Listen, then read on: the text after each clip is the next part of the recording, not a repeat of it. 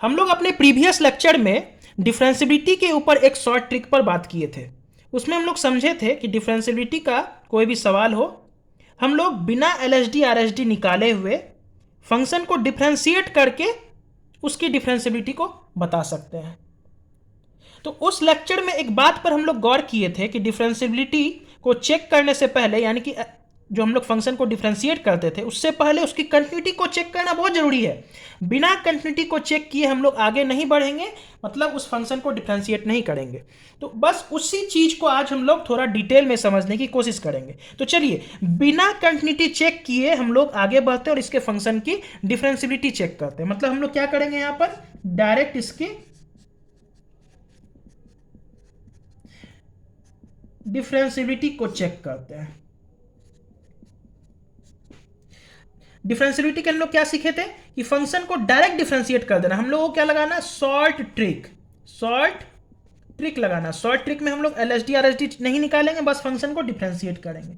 तो फंक्शन को जैसे डिफरेंशिएट करेंगे तो 2 के राइट में हमारा ऊपर वाला फंक्शन है तो उसको डिफरेंशिएट कर देते हैं। एक्स क्यूब का डिफरेंशिएशन 3x², 3 का डिफरेंशिएशन 0, x ग्रेटर देन 2। हम लोग इस चीज को समझ चुके थे, यहां पे इक्वल टू का साइन नहीं लगता है।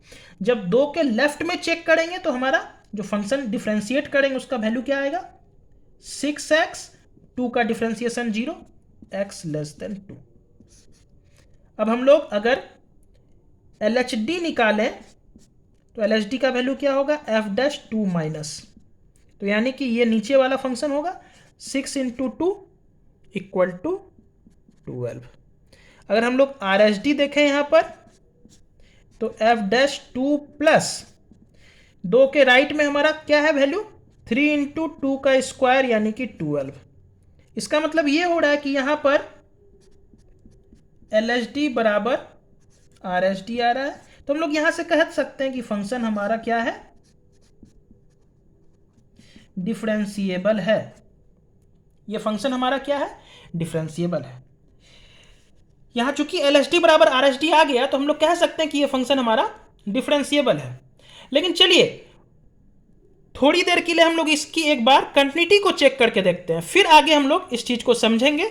बस उसी चीज के ऊपर ये लेक्चर था कि आगे हम लोग इस चीज को थोड़ा डिटेल में समझने की कोशिश करेंगे कि क्यों हमें पहले कंटिन्यूटी चेक करने की आवश्यकता होती है। इस सवाल में हम लोग क्या किए थे, बिना कंटिन्यूटी को चेक किए हुए हम लोग डायरेक्ट डिफरेंशियबिलिटी चेक किए थे।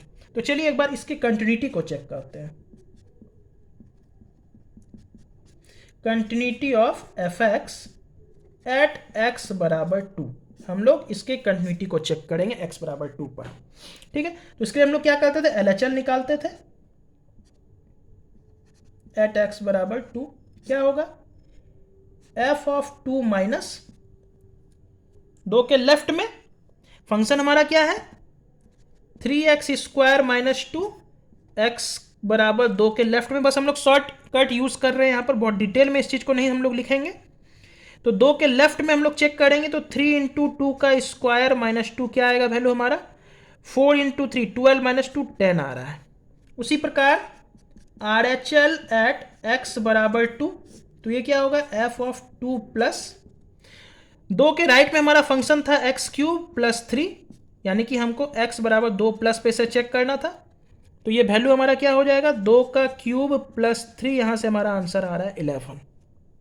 गौर से अगर हम लोग देखें तो यहां पे LHL का वैल्यू आ रहा है 10 और RHL का वैल्यू आ रहा है 11, जो कि एक दूसरे के इक्वल नहीं है। जब ये दोनों आपस में इक्वल नहीं है तो यहां से क्या आया कंक्लूजन, कि हमारा फंक्शन हो गया डिसकंटीन्यूअस। फंक्शन क्या हो गया हमारा, डिसकंटीन्यूअस हो गया। लेकिन यहां पे तो इसकी जब हम लोग डिफरेंशियबिलिटी चेक किए थे वो फंक्शन तो डिफरेंशिएबल आ रहा था। तो यहां पर एक बात को हम लोग समझेंगे और इस बात को हम लोग जानते भी हैं कि जो फंक्शन डिसकंटीन्यूअस होता है वो नॉन डिफरेंशिएबल आता है। जो फंक्शन डिसकंटीन्यूअस होता है वो तो नॉन डिफरेंशिएबल होता है, मतलब वो डिफरेंशिएबल हो ही नहीं सकता है। तो आखिर फिर कैसे हमारा ये फंक्शन डिफरेंशिएबल हो गया था, जब हम लोग शॉर्ट ट्रिक लगाए थे। शॉर्ट ट्रिक लगाए थे तो वहां LHD बराबर RHD आ रहा था, 12 आ रहा था। आप लोग देख सकते हैं थोड़े पीछे जाकर वीडियो को बैक करके कि वहां पे LHD RHD का वैल्यू सेम आ रहा था, लेकिन फंक्शन तो यहां पर डिसकंटीन्यूअस हो गया। और इस बात को हम लोग जानते हैं कि जो फंक्शन डिसकंटिन्यूअस होता है वो नॉन डिफरेंशिएबल होता है। तो बस इसी चीज के ऊपर आज हम लोग को थोड़े डिटेल में डिस्कशन करना है कि ये जो शॉर्ट ट्रिक लगाते हैं, तो शॉर्ट ट्रिक को लगाते समय किन बातों का हमें ध्यान रखना पड़ेगा। तो चलिए समझते हैं, छोटे से ग्राफ की मदद से इस चीज को हम लोग समझते हैं। यहां पर बस एक छोटा सा ग्राफ ड्रॉ करेंगे हम लोग।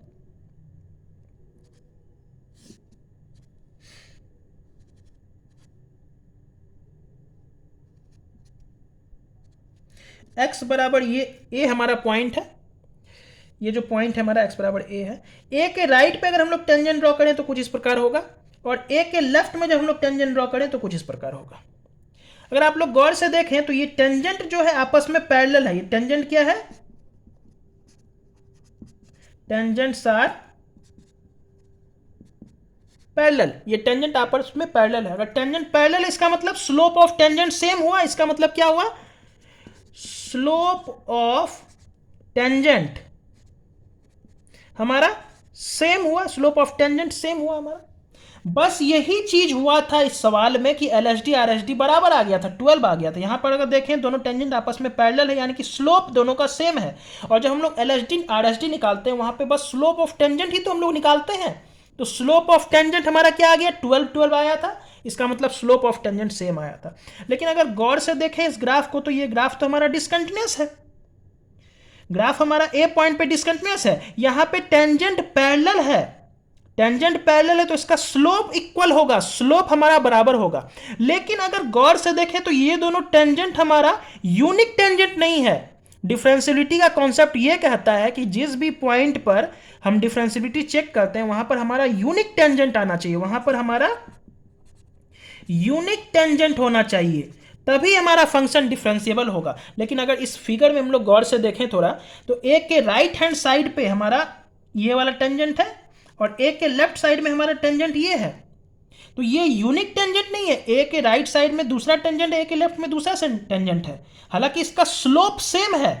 और यही हमारे आंसर के साथ हुआ था कि यहां पर स्लोप 12 आ गया था। तो स्लोप हमारा सेम है लेकिन यूनिक टेंजेंट नहीं है।